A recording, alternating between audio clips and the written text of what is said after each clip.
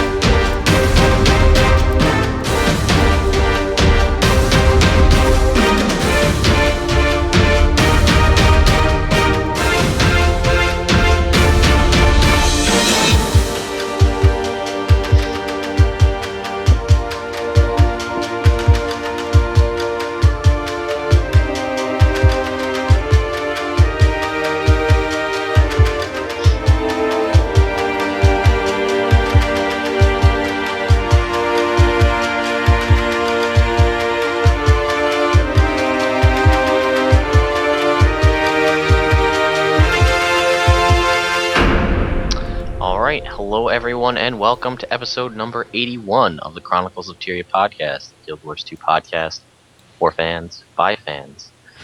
On this week's episode of CoTpodcast, World vs. Scarlet, and Bromms is probably going to whine about thieves a lot. Also, Rangers ruin everything, literally everything. Everything. Alright, so, hello, internets, we are here. Hello. Hi. Again, for the real quick, right off the bat, if you are listening on iTunes and you'd like to watch us live, Thursday nights, 9 p.m. Eastern Time, twitch.tv/Chronicles of Tyria. Or if you're watching us downloaded via an iTunes or a podcast app via our website or something like that, this is where you can catch us live. Thank you again if you're on iTunes, because we love you. Yes. Yes, we do. We can't really converse back with you. Except if you send us emails. We can just imagine what they're saying. We love you, COT Podcast. We love you too, iTunes. Thanks very much. How are you doing? We're doing great. Thanks for asking. We're iTunes. We like it. Okay. All right, anyway. That's kind of what we sound like, I guess. Yeah. That's what, yeah. Alright, so, Naveen, is there something about this show being brought to us by people? Yes, this episode of COT Podcast is brought to you by Alaska. Not the state, the person. Who went on CoTpodcast.com and made a donation and supported our show for this month. He's our sponsor. Sweet. So this show is brought to you by Alaska, who Thanks, Alaska. awesomely donated for COT Podcast. If you would like to be a sponsor, you can head to CoTpodcast.com. We accept donations, because it's expensive. And by the meme, lagywn. I heard you like boons. I like them too. It's creepy lagywn meme, apparently. Yeah, apparently. That's from Steven or Stefan, or I don't know how to pronounce your name. Is that Darishan? Is it? Yeah, I think so. Oh, this is from Pretty their sure. side. Now everyone knows your name. So, yeah, if you guys are checking out our new background, this was a long time coming. We finally did it. Yeah. Oh, and by the way, I made the background on my laptop upstairs, and apparently my screen is a hell of a bright because the image is kind of a dark. So I need to change it for next week. But that's what it's look like. Yeah, I mean, I saw some mentions of, isn't it different every week? Well, it just so happens that when we have guests, we have to make a new background. Yeah. And then if there's more than, like, if there's 4, then it's a 4-person background. But then if there's 5, then it's a new background. And then, like, sometimes it's like, well, we need a background, Super Adventure Box. But that was, like, a million years ago. So this thing. And then we're like, we should really just make one with all of us. And then we can just have one to go to. Yep. And we did. It's so party. I know. I'm all like, hey, lag. Do you smell that? Kind of stinks. Oh, wait, it's cat breath. That's right. It smells like the searing. Aww. All right, question of the week from last week is a lot more embellished than what we asked last week, so prepare yourselves. Imagine yourself as Scarlet. What 2 races do you bring together and as an alliance to threaten Tyria? What is your alliance called, and what is special about it? 2-page paper, bitches, due on Monday. Nice. But it's actually due on Thursday. So, Perkysaurus sent us the first submittal and said, I would combine harpies and quaggins into the ultimate soldier able to operate on air, land, and sea. No one would be able to resist this unstoppable tide of bombing cuteness. Harpies and quaggins? Harpies are cute? I don't know. Maybe quaggins and harpy outfits would be like little quaggins with wings, and then you'd have little harpies with flippers going. Yeah. That's what they would do, right? Right? Yeah. I don't know. So, anybody want to take the next one? I will. Next one is from Darshan. He says, I would ally the quaggins and the largos so they can swim all summer long together. Yes, I agree. See, that's another great image in my head, is the quaggin with the largos mask. Oh my goodness. Creepy. Yeah. It looked like, wow, that was not good. Okay, anyway. Naveen, do you want to... This next mail is targeted to you, and it also came from like 8 million people, but I think Pirate was the first. Oh, was he? Yeah, I think he might have been. Oh, okay. From Pirate. Oh, and it's not from the question of the week. It's just that our... This is just mail. Mailbox. So Pirate says, hello once again, dear hosts. Roaming the internets as well as we all do, I found something that I just had to let you know. I think this mostly is suited for Naveen, though. Pirate out.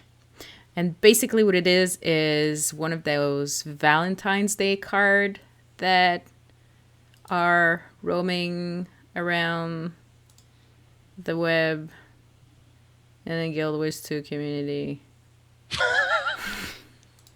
I'm so excited. Basically, it's a Logan card, and it says, "Let's run away together, Valentine." Ah. It's funny because he ran away, and it's making a joke on that joke. And I believe that like 8 people sent this to Naveen. Like everybody saw it and sent it. 6, actually, yeah, 6? a total of 6 people sent me that card, with no intention of sending me an actual Valentine's Day card.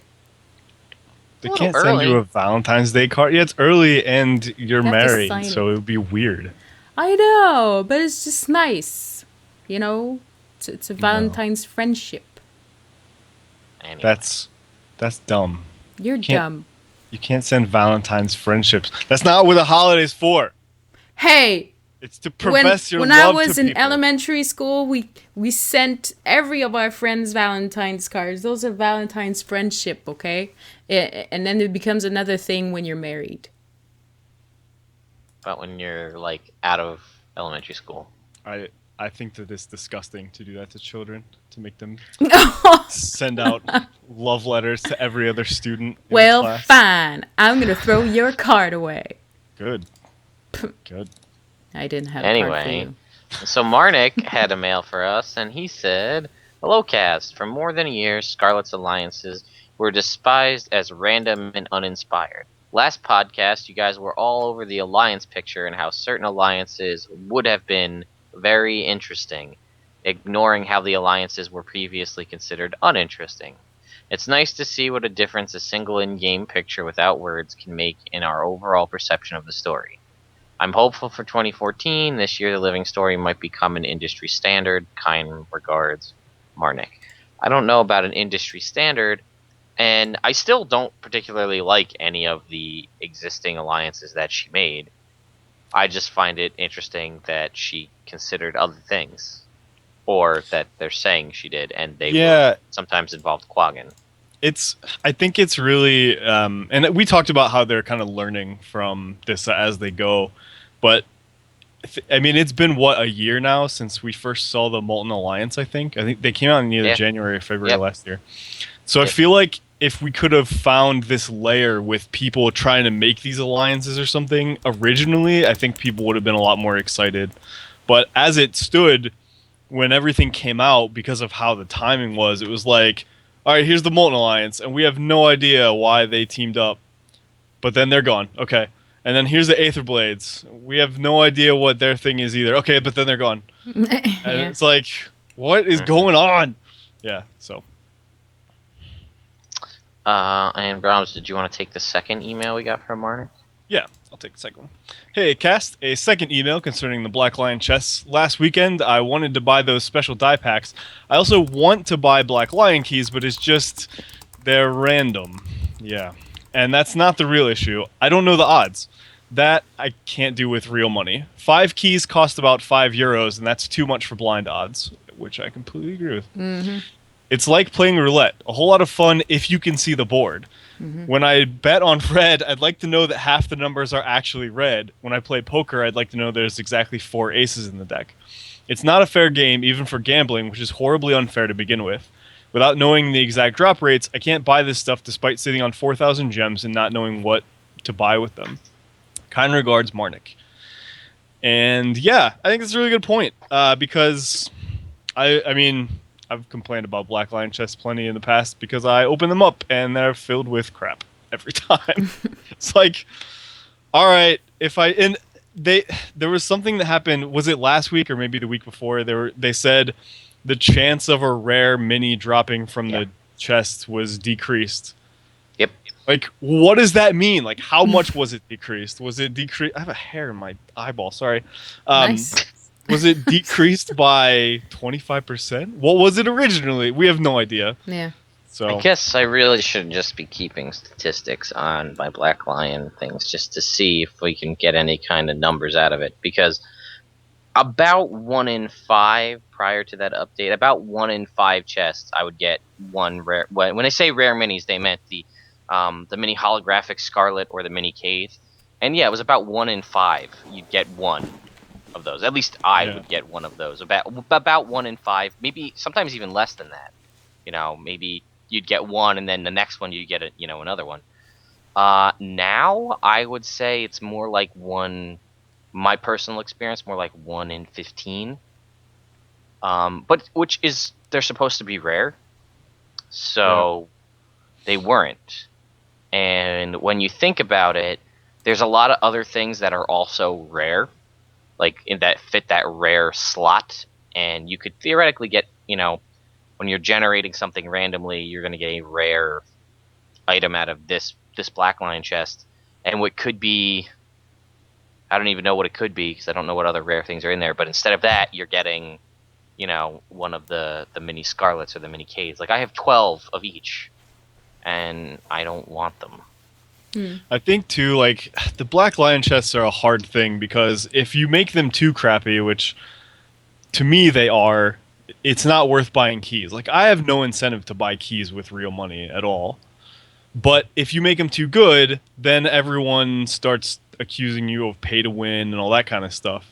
So, like, there's a really interesting balance you have to find. But I do think that Marnik's point about releasing at least what the chances of getting some of the items are, it would help a lot, because if I know there's a 25% chance to get something, I feel better than if I have no idea what the chance is. So. Well, that's kind of like that. The guy who did all the research with multiple thousands of exotics, doing precursor drops to see how much come out of the Mystic Forge, and in his data table, which was fairly large, he said it's about 0.79% chance to get a precursor when forging 4 level 78 or above exotic weapons. Yeah, it's ridiculously small. And I guess it should be, but... Yeah. Well, I thought it was interesting that from his breakdown, Zap came out a lot more often. I don't know if that's just... He actually is like, sometimes you get a whole bunch in between one precursor, but then he got 3 Zaps in a row.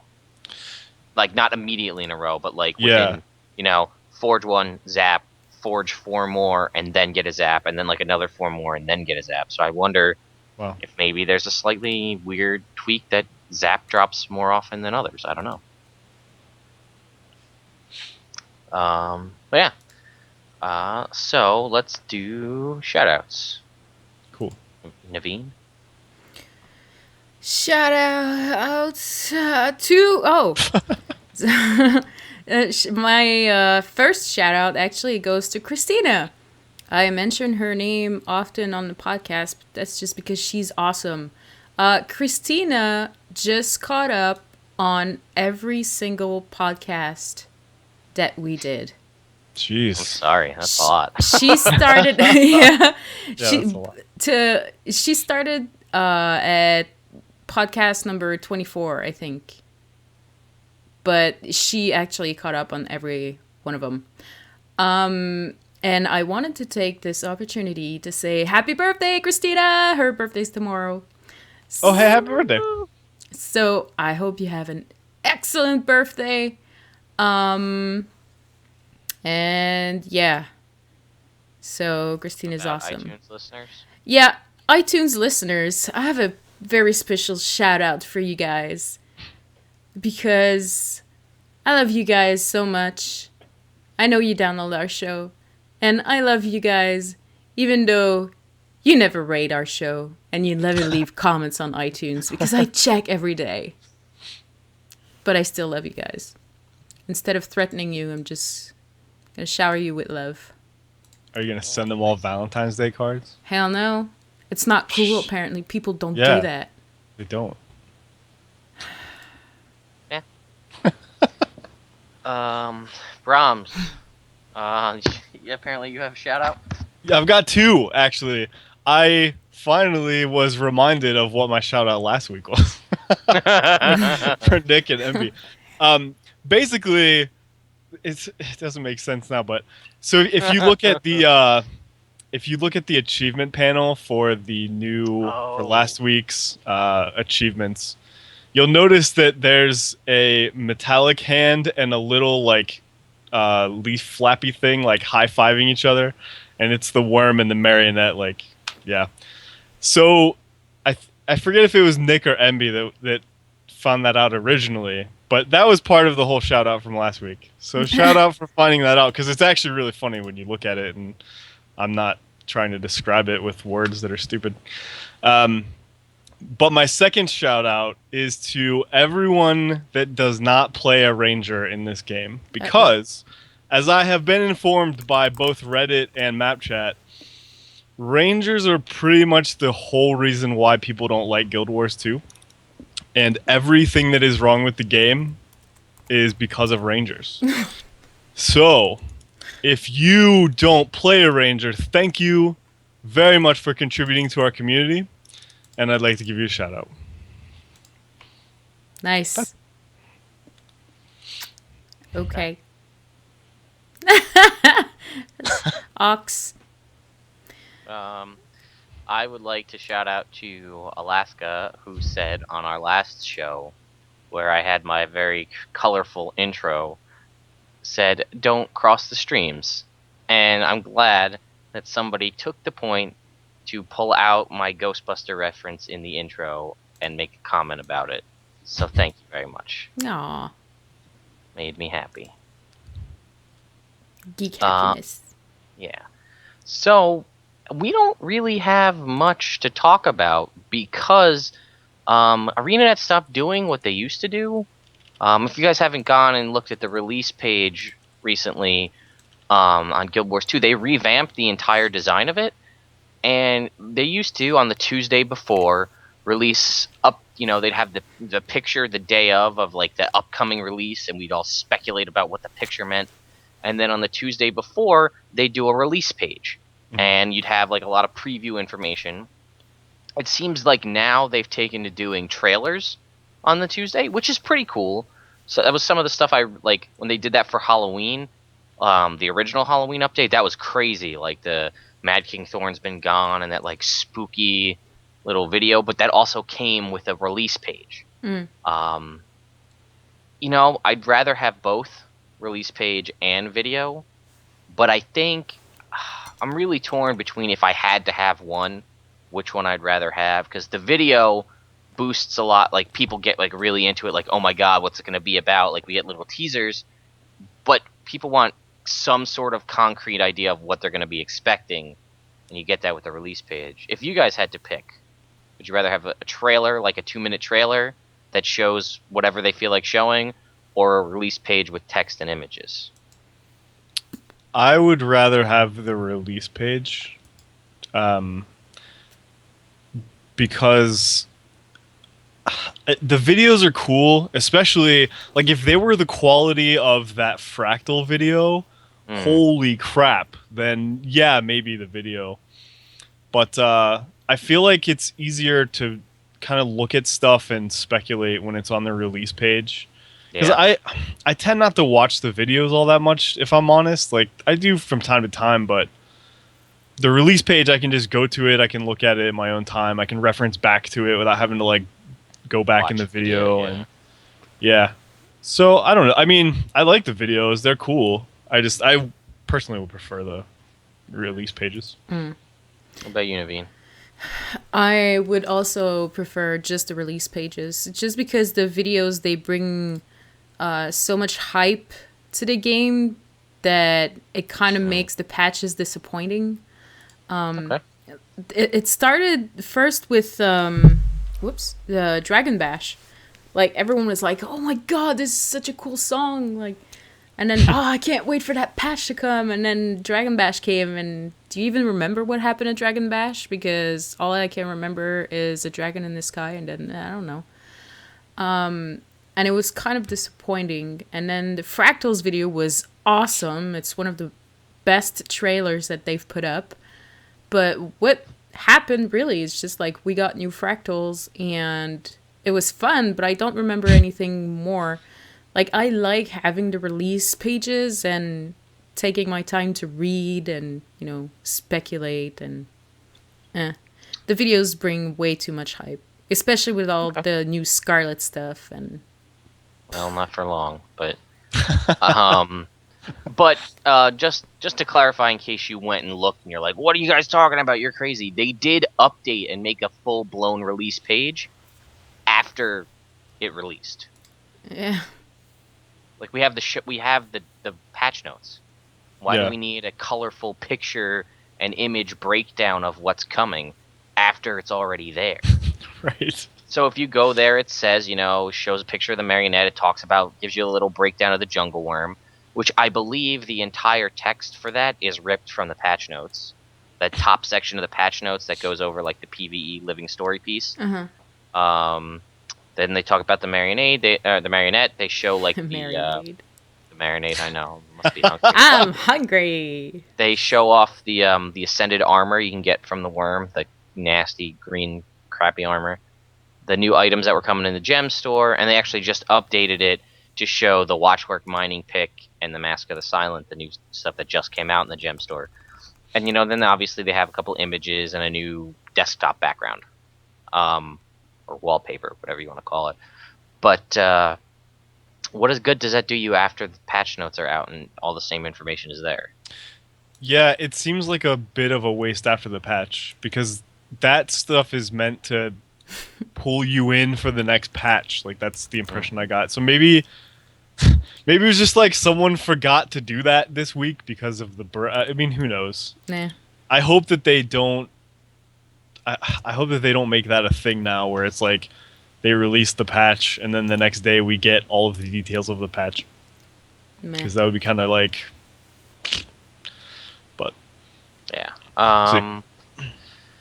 So, let's see. But we know we're going to get the Edge of the Mist, the World versus World update. And from what I've seen, that's basically it. That's the patch next week. That's what it the sounds Marionette will stay, they said. Will stay through next week at least.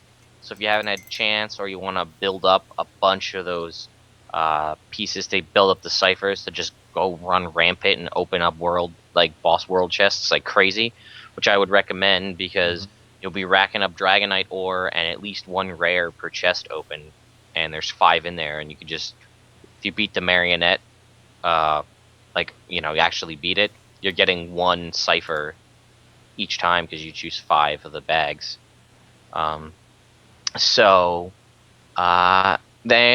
I mentioned it way back when we first heard about the Edge of the Mists ever going to be a thing, that maybe because it's Edge of the Mists that it'll have to do with Scarlet, because we know Scarlet's tied to the Mists. And wouldn't that be a cool way for them to bring in a feature update into the game and tie it to the lore? And I've been talking about that for months. And they must either listen to me or I'm a prophet, one of the two, because that's actually what happened. And that's awesome. Yeah. Now, how much whining that's going to cause from people that are in World v. World, it shouldn't cause any on its face value, because it's not going to actually affect World versus World at all. Mm-hmm. But World v. Worlders, not as a general rule, but the hardcore World v. Worlders don't really care about PvE. So why put PvE content in World versus World? Well, it's not for you guys. It's for people that want it. It's the living story. It's just what it is. It's essentially going to be a PvP PvE thing. Like, there's going to be PvP during the PvE stuff, which is, they haven't done that before. So I don't know. They're bringing in so many different kind of things and trying to fix stuff that's, you don't need to do that. We liked the game before Scarlet. The story was great. You just needed to kind of work on the story that we had with all the dungeoning, with Destiny's Edge, and just keep going with that. But no, they have to make Destiny's Edge 2.0 and kind of make it a year-long story to get to the point. I am so not interested into what's going on right now. The patch, it's people are like, oh, do you want to come and play? I'd rather fold laundry. I have stuff to do. I mean, it's too much. It's too different. They're bringing in not necessary stuff to me. Well, I mean, I'm gonna say yes. There's probably gonna be some very strong opinions about this, whether from us or from other people. Yeah. But I will say, just wait till next Tuesday. Yeah. Because we really don't know what to expect. Yeah. We have a pretty good idea that about most people have, but they did come out and say that this will be the, quote, lightest Living World release of the next 4, of the finishing of Season 1 of the Living Story. So we're getting the Edge of the Mist, which when I say it like that, and that's all we're getting, sounds like it's a pretty trivial thing, but it is an entirely new zone that supports 3 servers battling each other and infinitely clones overflows and also removes some of the queuing problem from World versus World. So it's a big deal. Mm-hmm. But that's basically it. Minus some, which I thought this was going to happen, and apparently some of it's been confirmed by ArenaNet, that there will be a little bit of story with going to the Dead End Bar and talking to the characters that are, the new Destiny's Edge people, Marjorie, Casimir, all them. Mm-hmm. But since the Marionette's going to stay, they're still going to be there in Lornar's Pass fighting the Marionette, but you need to go meet them in the Dead End Bar to story. So my thoughts are you're going to go to the Dead End Bar, you're going to talk to them. I'm hoping Taimi, the Asura, will be there because she has this obsession with Scarlet because Scarlet's so smart. And I figure she's going to be like, oh, Scarlet uses the mists, blah, blah, blah, blah, blah. Here's, 5 minutes of exposition. And go to the edge of the mists. And then you go there and you do your meta. And then you wait 2 weeks till the next patch comes. Because that's kind of just how this is going to work. But it could be great. I want to see more of Taimi develop. And we saw, like, the preview in the video. The big Scarlet, like, Zeppelins in Edge of the Mist, so that could be cool. Looks like there'll be some probably dynamic events built around that. So it's gonna be exciting. I'm actually glad they're tying it into the lore because I think we had talked about it a while ago, but like there are NPCs that hinted at that, and we also knew that those thumper things were in the different battlegrounds. So it was a pretty fair assumption to make that Scarlet was going to have something to do with this Edge of the Mist, or with the Mists in general. But yeah, I don't know. I like the Scarlet stuff a lot from this last patch, so that's kind of fueling my excitement for this new one, even though I completely hate World v World right now. Oh. So I'm not as excited about the World v World thing.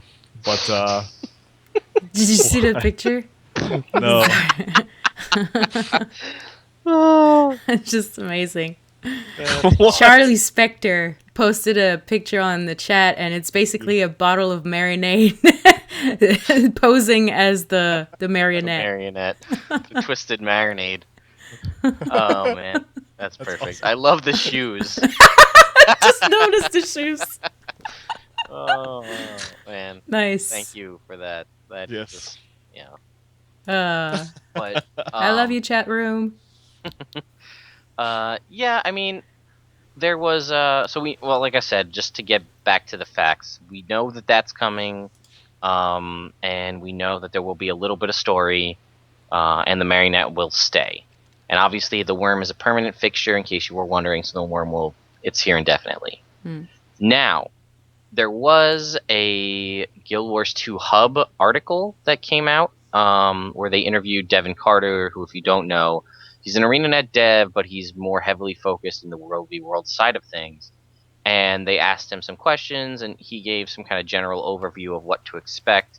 And I pulled out a couple of interesting little lines from it that has sparked some controversy, but also could be interesting. So one of the lines is, you will now be able to see information on your world's WVW standing, even on overflows and in instances. I'll come back to the rest of that statement, but for those of you who don't know, if you're in a personal story instance, in a dungeon, or in an overflow server, you won't be able to see any of the World v World standings, how many points your team has, who's winning, any of that. You won't be able to see it. It'll just come up with like unknown and you can't view it. So this is more of a quality of life thing, but I'd say it's, I wouldn't call it necessary, but I feel like it should have been there from the beginning. Yeah. It's a good thing to add now. Like it should have been done a long time ago. Maybe there was some kind of technical issue that they couldn't do it, but it's yeah. I mean, when you bring up the World v World screen, no matter where you are, you should be able to look at what your standing is. So it's nice that they're doing that. Yeah, and they also, and then the second part of that is, and entering the queue. So that's if you're queuing up for one of the Borderlands, will inform you of how many players are ahead of you. Which I feel it was That's something huge. I never expected, but that is huge.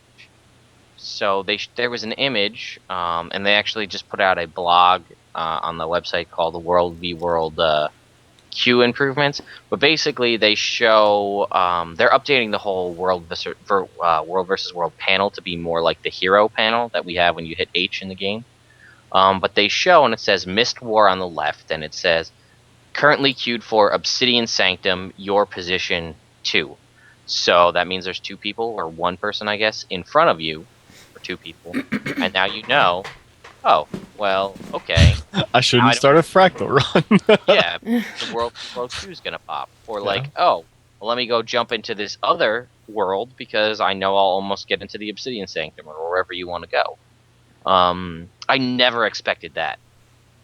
That was a Yeah, it's especially really nice because for a while, our guild was doing a World v World Sunday morning thing, and especially around the time when the World v World meta stuff came out, there were times when like you'd try to get in and you'd be in queue for like an hour or an hour and a half, and you'd never know how long that queue was. So you'll be like, all right, guys, I'll be right there. And then you'd sit in Lion's Arch and hope you get in right away. And sometimes you would, and other times you'd be sitting for an hour. So if you know that you're like the 100th person in line, you'd be like, all right, guys, I'm going to go do some stuff that I was going to do afterward now, and then I'll catch up with you when it comes. Like, yeah, it's awesome. I guess that's what I'm trying to say in a very long-winded way. There's a little further clarity. If there's no queue to the map, when you go, they're going to update it so when you go to click into the map, they each have their own little section. If you go to click into it, if there's no queue, it'll just say ready, and you can just join. If there is a queue, it will say how many people are in it, like before you actually queue up. It'll say, like, you'll see that the different Borderlands have how many people already in the queue, and then when you queue for it as well, then your UI, if you have it open, will continue to update as more and more people get in. So you know how many people are going to be in there before you even queue up. Yeah, this was just from that article, That's most awesome. Recent article. If there's no queue, the button will say ready, and you can instantly join that map. Otherwise, the button will indicate the number of players already in the queue and allow you to join the queue for the map. Once you're queued, your position will be updated in the UI screen that you can see how many players there are ahead of you for the map you've chosen. When the position in this queue is up, you'll be given the option to join the map you queued for or to remain in the map you are currently in. That's pretty awesome. So that's a huge deal for world viewers. What else do they have here? They also made a number of quality of life updates to World v World. The UI will now show the status of your world's matchup when you're in an overflow map, a dungeon, structure PvP, yada yada yada. Right-click the context menu that may be used for party invites and other social functions will now correctly show more options than just report, while still restricting communication options with the enemy. Player location information that shows up while mousing over a contact will now also correctly display the player's map when they're in World versus World. Which, if you did that before, it would say either report, and a lot of the times it would just say they were in one map that they weren't even in. Yeah, they would always be in Boreless Pass, I think, is where it would always say. It's like, yep. Okay. So it'll tell you where they actually are. And basically the way it works, in case you missed any of the Edge of the Mist stuff, it's basically if you can always go into the Edge of the Mists. You can go straight there, or you can go when you're already queued, but there will always be the ability to go into the Edge of the Mists because, like a normal map, it will generate overflows. So you'll always be able to go in. So this is a way you can go in to play World versus World without actually, being in the main servers, like going there while you're waiting to queue. Or, who knows what kind of rewards and stuff will be in the Edge of the Mist. It might be worth it just to go there anyway. But it doesn't affect the overall score, which will affect who wins the matchups. So, if you're going there with your friends and you're just PvEing and just running around doing whatever, you don't have to worry about commanders being like, don't take supply from the keep because you're going to ruin our score. And don't go over there and kill that world boss. We need you to defend the keep. Because it doesn't matter. So I wish NPCs would really talk like that. I should talk to Anet. I could totally do the voice acting. Yeah. Buy Ogden's hammer with savings. What other things did they add? Here's another snippet, which this is the one that caused the most controversy, just from the people that I told. From the interview with Devin Carter.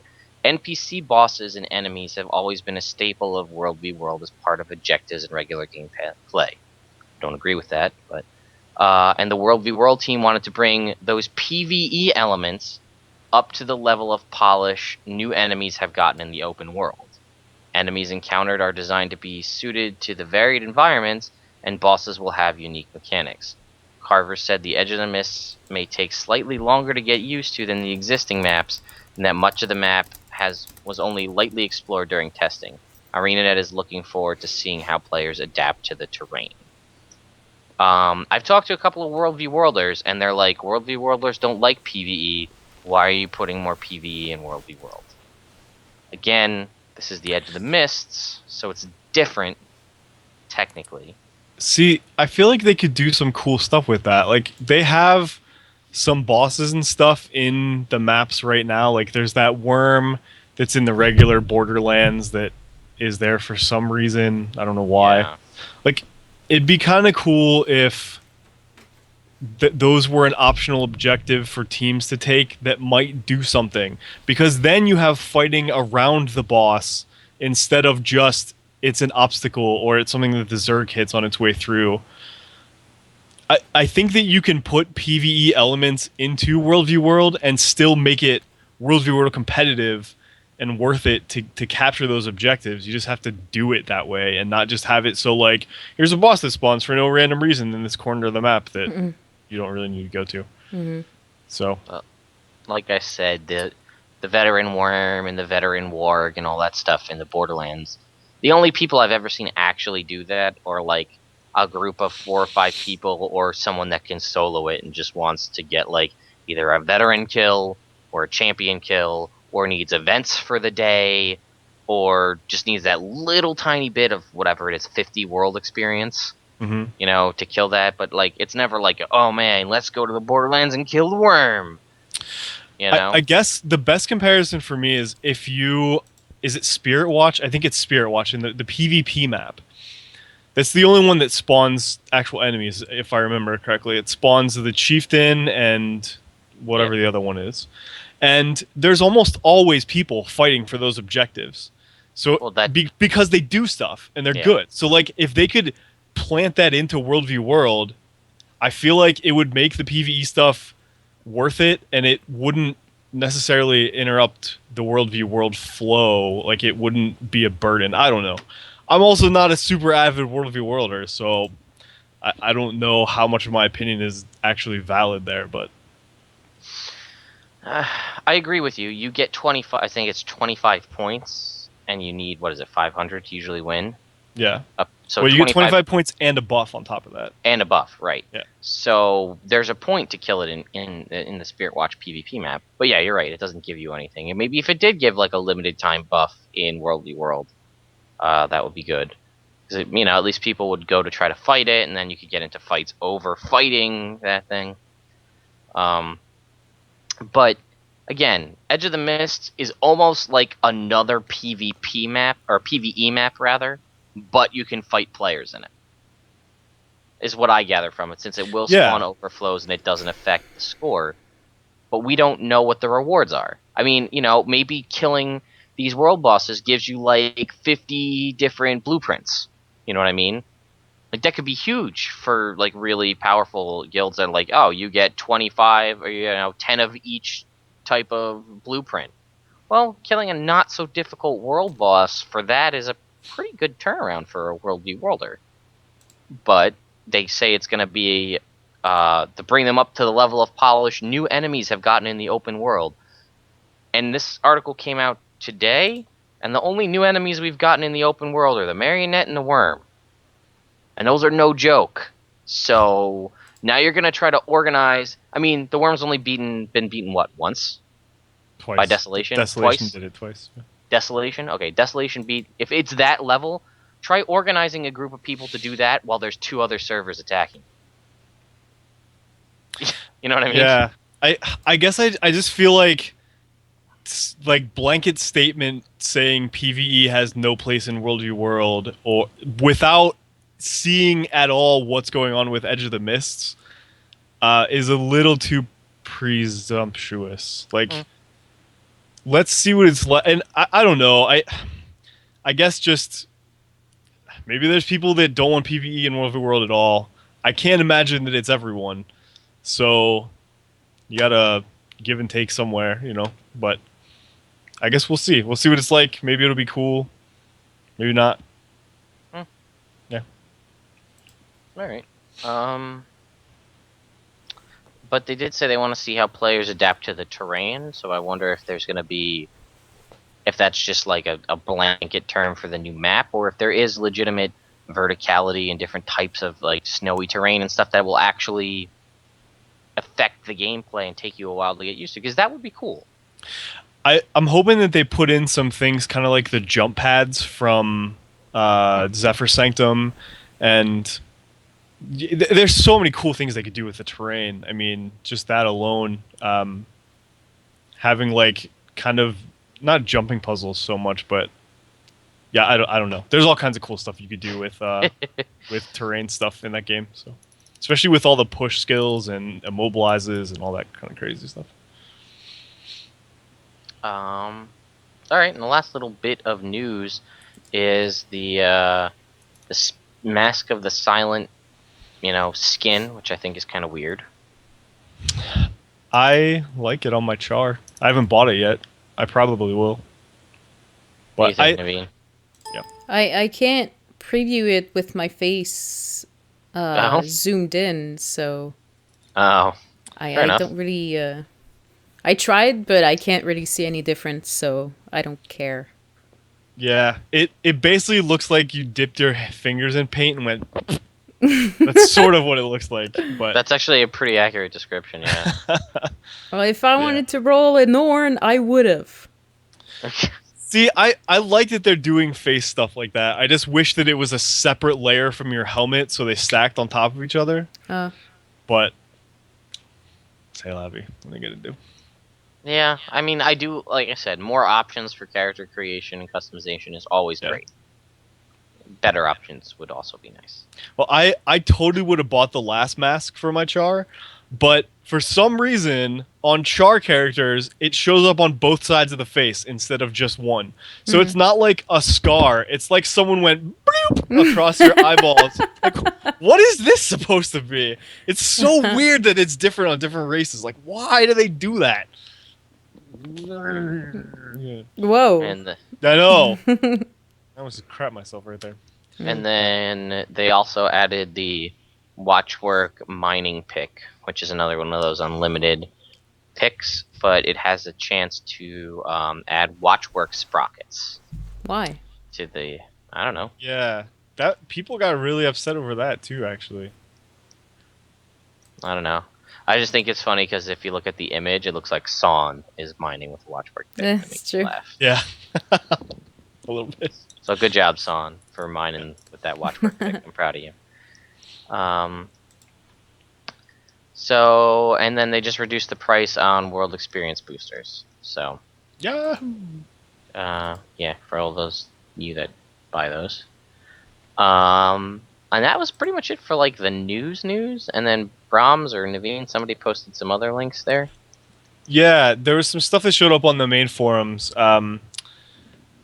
There was it was Josh Carter. He actually responded to some of the criticisms that they've been getting about specifically the Marionette fight, but the world fights in general.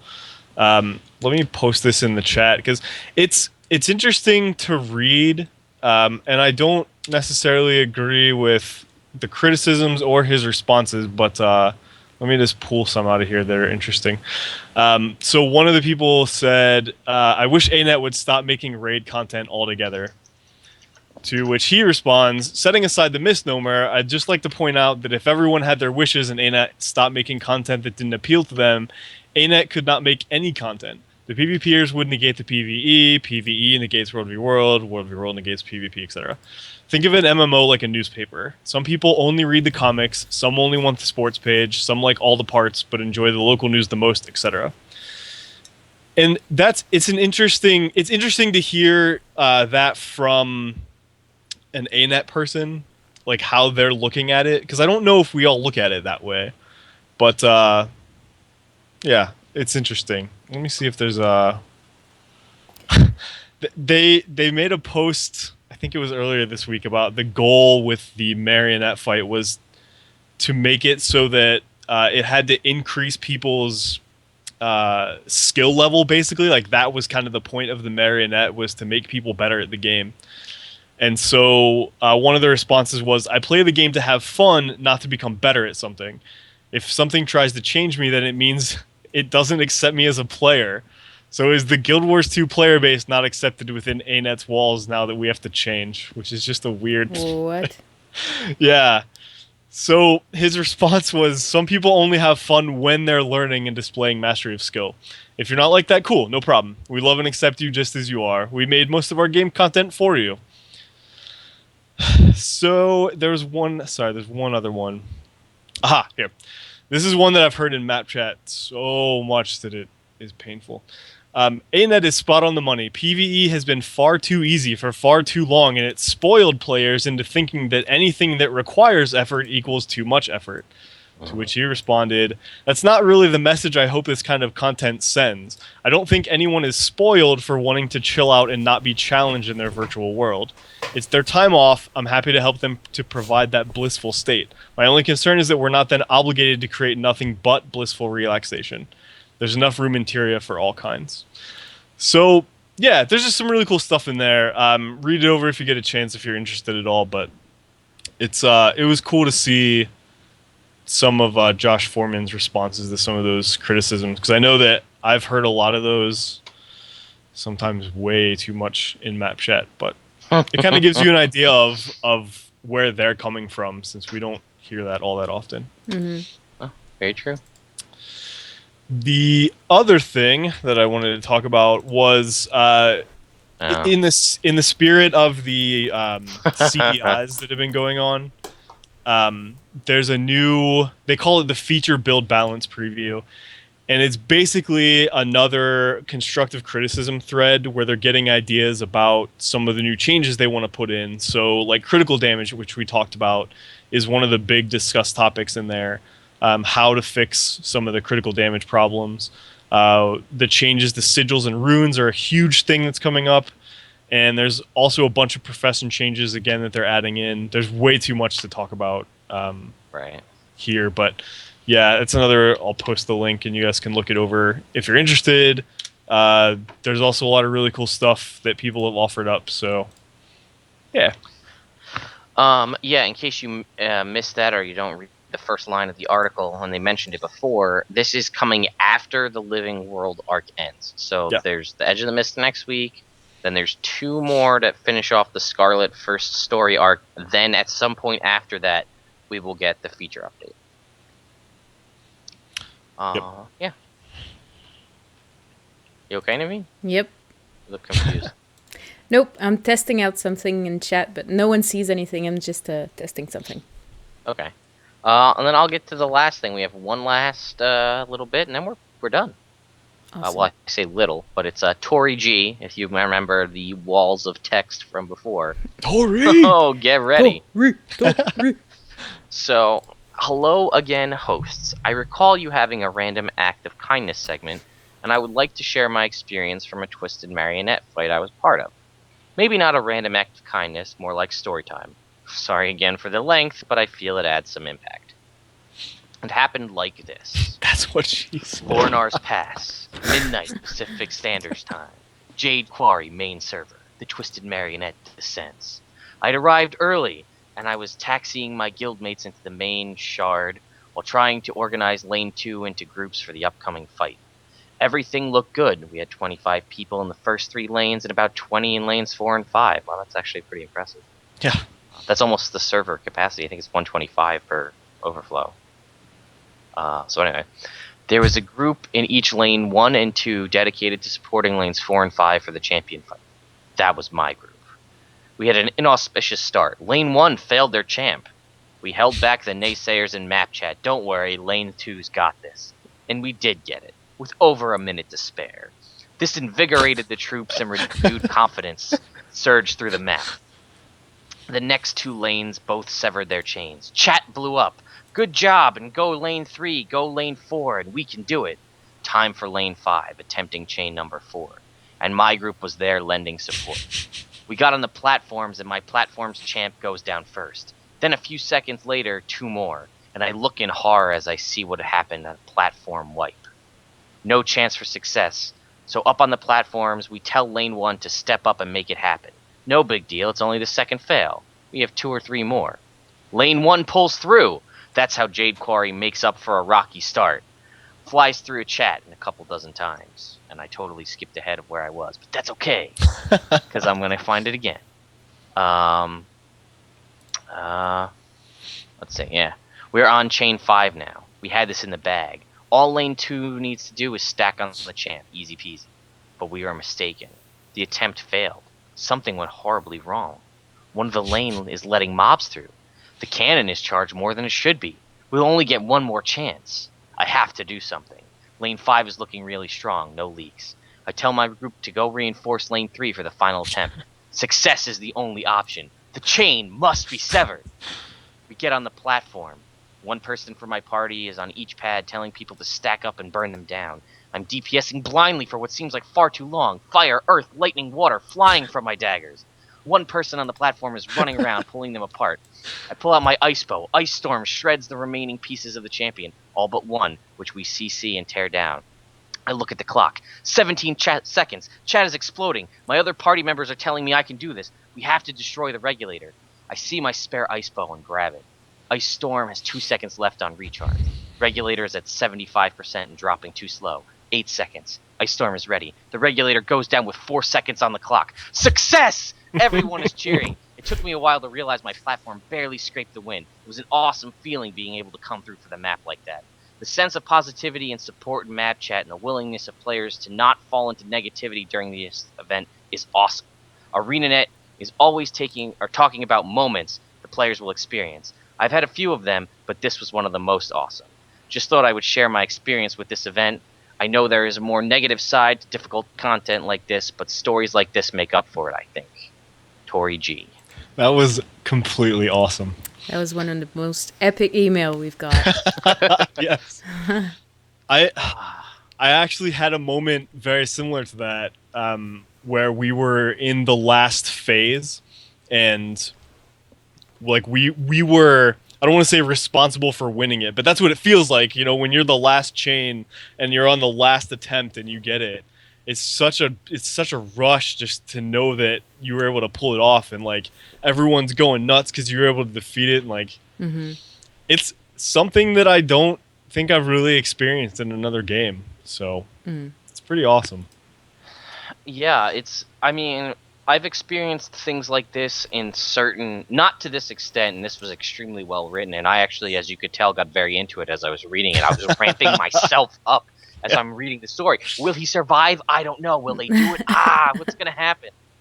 I felt things like this in certain like FPS type games, or third-person shooters, where it's like limited lives, and it's like you're the last person literally on your team, and there's like 4 of the enemy team, and you pull it out, and you're like, what? And everybody loses their mind, and then you get the, oh, whatever, noob, you use that weapon, you suck. Oh, must be hacking, whatever.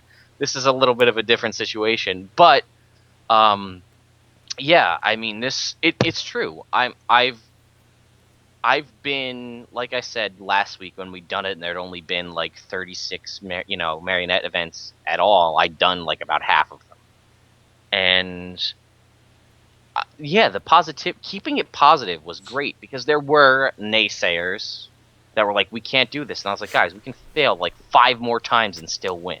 We've got this.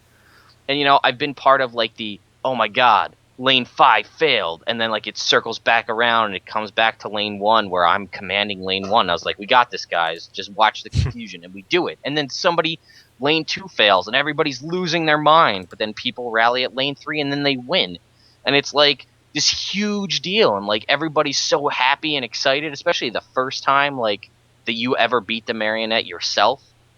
I mean, maybe not so much anymore, but like when it happened like the second or third day, like it wasn't happening all the time. It wasn't organized. It was just people in map chat trying to figure it out, and like it wasn't on farm mode. People were losing their shit over this. Like, we did it, oh my god,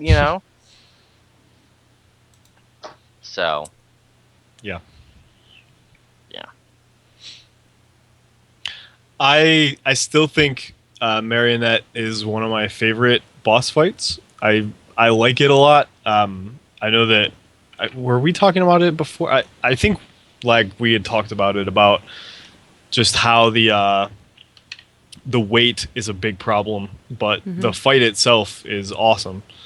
And that was actually one of the things that Josh Foreman had mentioned in that in the forum ago, is that they noticed where some of the weaknesses on the design of the Marionette is. So if one pod or whatever they're called fails, then it ruins it for that whole group that's in.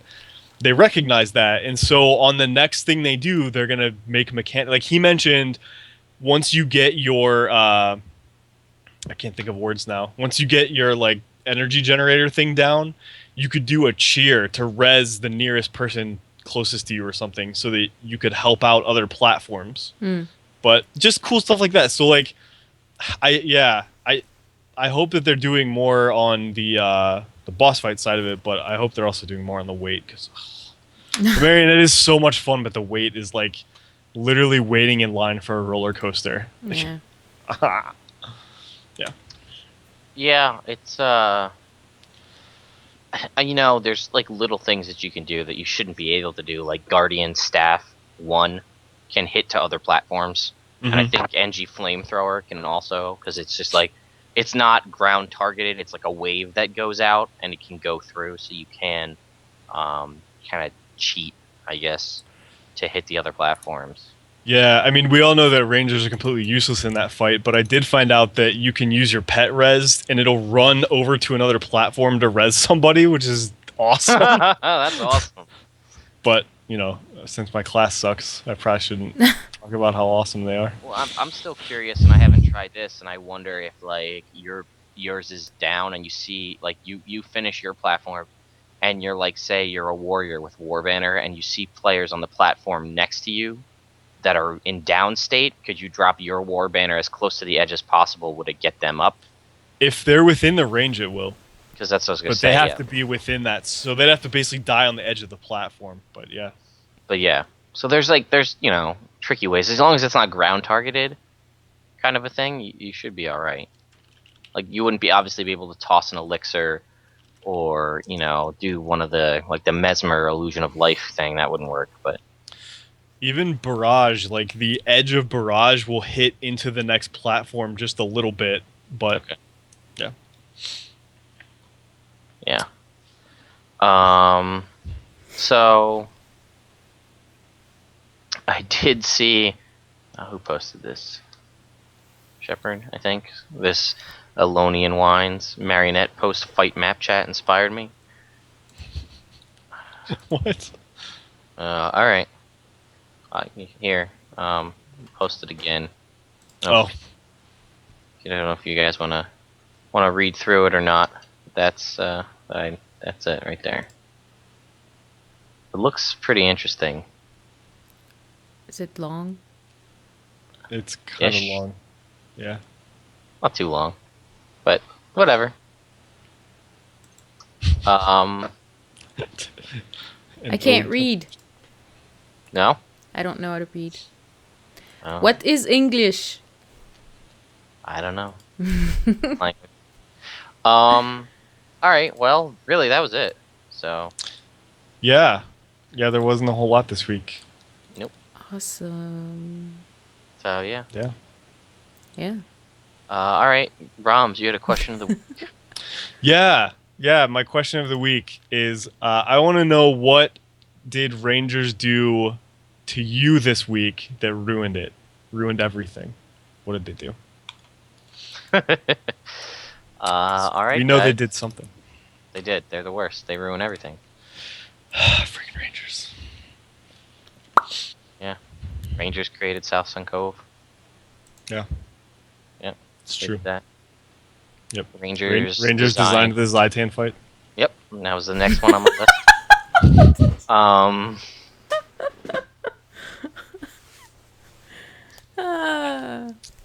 Lots Pretty of... sure that Rangers have been nerfing Mesmers and Necromancers. Oh, yeah. It's not I mean- fun. I mean, Rangers work behind the scenes to do the Mystic Forge, and they control what goes in Black Lion chests. Yeah. Yep. It's true. It's true. It's the thing. Rangers. So... Alright. That is the most awkward ending ever. So, yep. We could probably make it more awkward, Oh, okay. but we shouldn't. Yeah. So, So what did Rangers ruin for you this week? Send us an email. I got divorced because of Rangers. Yep. Rangers took my baby away.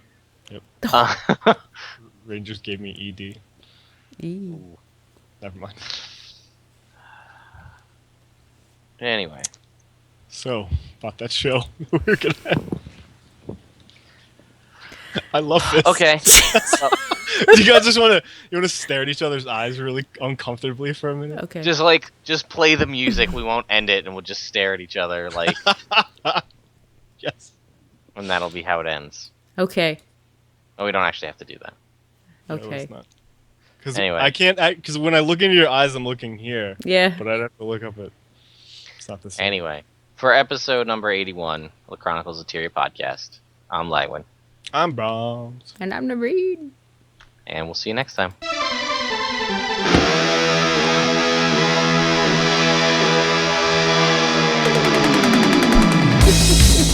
You can't do that.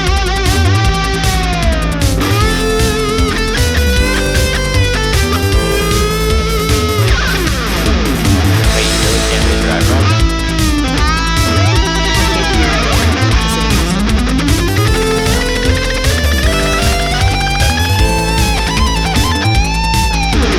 No, they make their glasses and make their eyebrows. They don't have glasses. The music finished. Let's stare. We're watching you. I can't do it without laughing. Don't laugh. Don't blink. Stop. Blink and you're dead. My eyes are watering. Oh, I blinked. Damn it.